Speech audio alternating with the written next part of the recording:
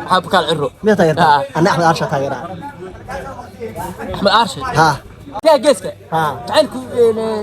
دم قول ملك ها نيكي واجد هي ترين معاه اللاعب العندلي العندلي فايفون ليس العندلي ليه هذا العندلي العندلي ايه سامسونج عين سامسونج قلت لك حتى وحرام هاي ninka aad taagaliin ها xuja u xiran هاي suudka ul baa loogu xiraa صدق waxaan ku ogaaday هاي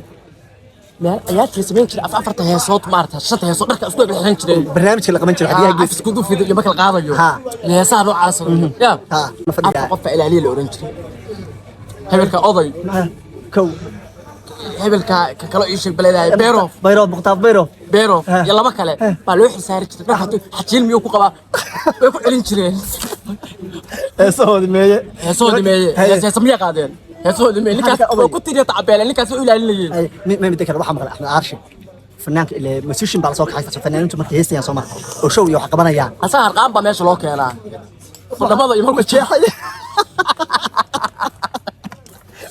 sida organku kala loo soo qaadaa oo ninka waa ka qeyliyay qof suuq u loogu xirayo niyo ma qan firgad buu rabaa iyo fahbaalka oo jaakad waxa soo rabaa dhar caadi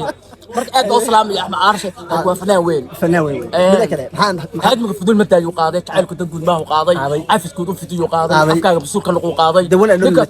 ولا جنوي وكفو متذكر اليوم محاد بكال عرو يا باسبور كان نقول يا كلام نقول